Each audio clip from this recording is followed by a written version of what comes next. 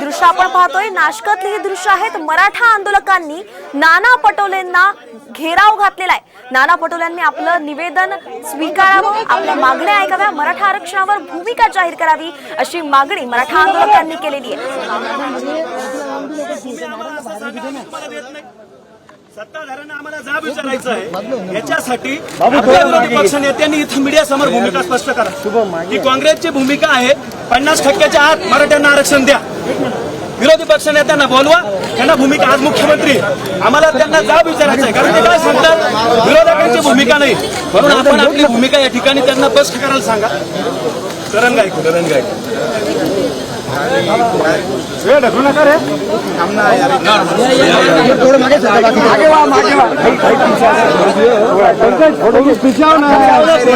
शांत बसा।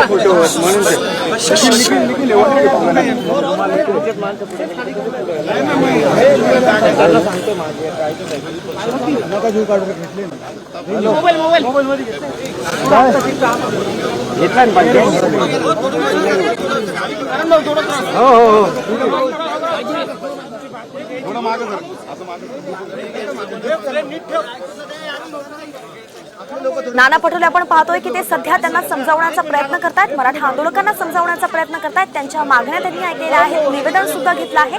पण मराठा आंदोलनाबद्दल तुमची भूमिका जाहीर करा ही जी मागणी आहे, मराठा आंदोलकांनी ही जी विनंती केली आहे त्यालाच आता नाना पटोले उत्तर देत असल्याचं समजतंय। अभिजित सोनवणे आपले प्रतिनिधी थेट नाशिक मधून जोडले गेले आहेत। अभिजित, सध्या नेमकं काय चालू आहे? पोलीस आणि मराठा आंदोलकांमध्ये काही वेळापूर्वीची त्यांच्यामध्ये झालं, आपण पाहतो संघर्ष झाला, ते काय होतं नेमकं?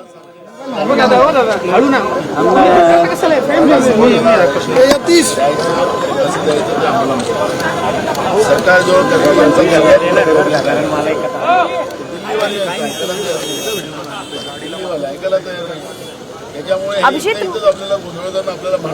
अभिजित नेमकं नाशिक मध्ये काय फोटो काढत नाही, काय नुसतं पुढे पुढे जातो। अर्ध्या लोकांची इकडे वेगळी परिस्थिती, मंत्रिमंडळात असं होते का?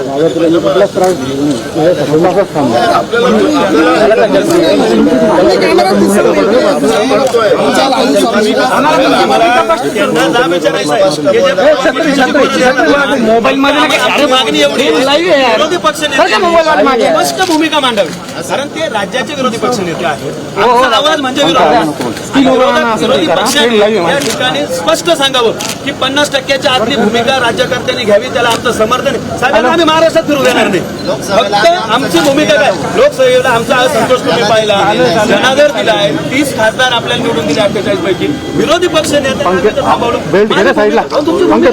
तुम्ही काँग्रेसची नको साहेब, काँग्रेसची भूमिका आम्ही तुमच्याकडे म्हणू, आम्हाला विरोधी पक्ष नेत्यांची भूमिका या ठिकाणी महत्वाची आहे। त्यांनी या ठिकाणी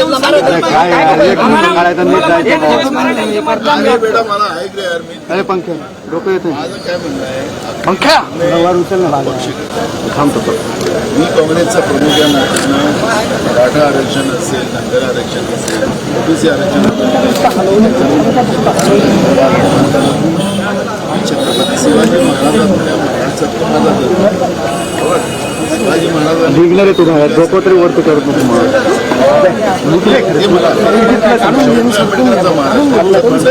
नाही, आमची भूमिका तीच आहे, मी काँग्रेसची भूमिका मांडतो। बोलू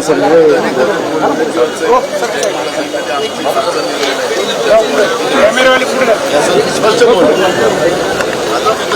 अरे आज कॅमेरा बद्दल एकदम पुढे जातो, जो बहुमत आहे ना त्याला उद्या मी परवा आत्ताच्या अधिवेशनामध्ये सांगितलं, मी अधिवेशन चालत असताना वेगळं तुम्हाला मिटिंग घ्यायची गरज काय, तुम्ही विधानसभेत मांडा ना।